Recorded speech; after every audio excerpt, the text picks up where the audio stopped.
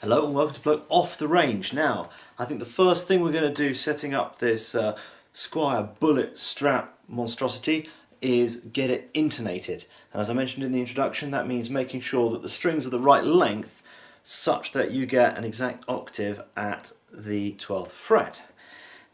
Basically the effective middle of the string is not necessarily quite the geometric middle, and we need to compensate for that by moving these saddles back and forth. And we do that just with a simple Phillips screwdriver. Goes in there and we can wind them back and forward. Now you can do this to a certain degree with a crappy clip-on tuner, but here I've got my Line 6 pod, which I rather like because I have a Variax guitar and I can control the voices and the tunings on the guitar through the pedals. That's pretty cool, but it's got a pretty accurate tuner. I'm sure Kevin would disagree that this is super accurate, but it's certainly more accurate than this $2 junk.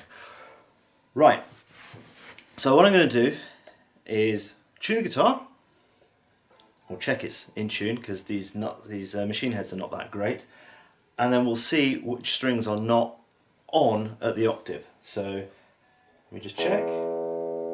On. Close enough. Close enough. Close enough. It stayed in tune for the last 5 minutes. Right, so let's just bring you over here and zoom you in. So I've just zoomed you in so you can see the tuner. And if I hit the first string, it's close enough for government work. A little bit sharp.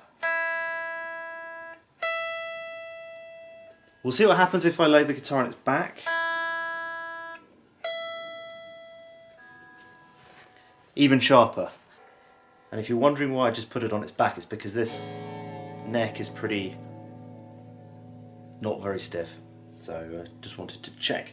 Now, because that's running ever so slightly sharp, that means that the midpoint of this string is actually a little bit towards the head end. So what we want to do is we want to lengthen the string so that the midpoint falls at the 12th fret as nature intended. Now, if you just screw it backwards like this, you're putting a lot of tension on the string. So the first thing we want to do is detune it. And then I'm going to screw that one clockwise just a little bit. And then we'll retune it.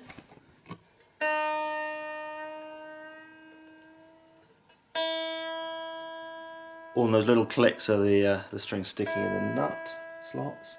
We'll need some lube. Okay. There we go. So that is now intonated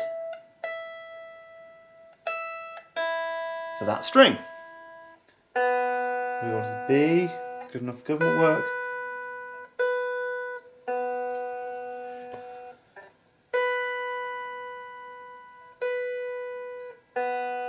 I think that's good enough.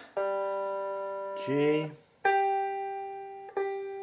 Let's just bring that one back a little bit.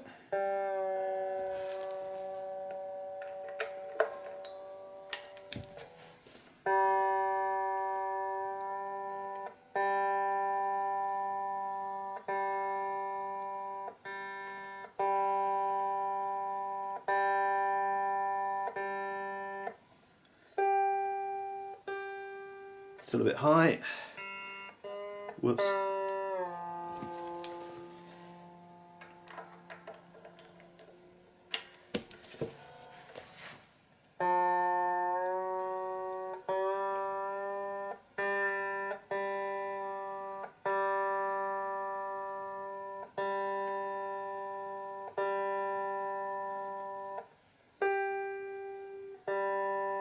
Still a little high.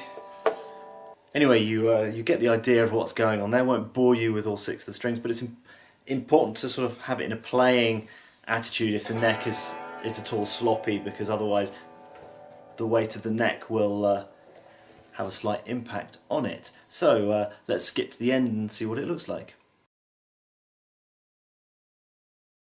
So I've done the boring bit now. It should be more or less intonated.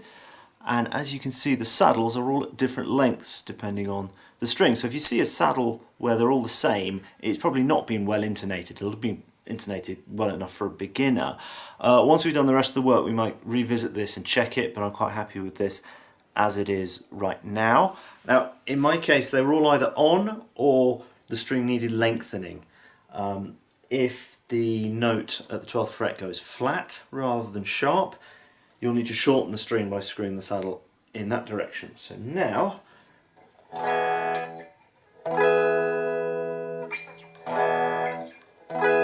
I don't have perfect pitch, but that sounds pretty good to me. And what's the interesting thing here is that I had a bit of trouble with the 6th string, and I had to wind it back quite a long way. And if I bring it into drop D, so it's more or less on E, but if I bring it down to drop D, which I use quite a lot when I play, it runs very high.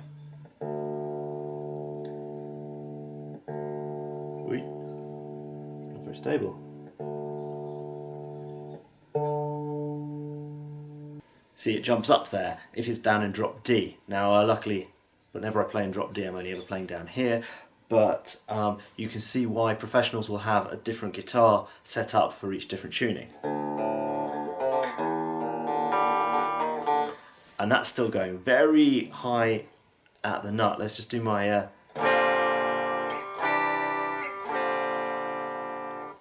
yeah.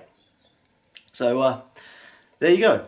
Hope that was vaguely interesting. We'll move onwards and upwards with this. We'll do basic action height at each end next, probably in 2 separate videos, and fret leveling if we need to. So stay tuned for that if it's at all interesting. Cheers, bye.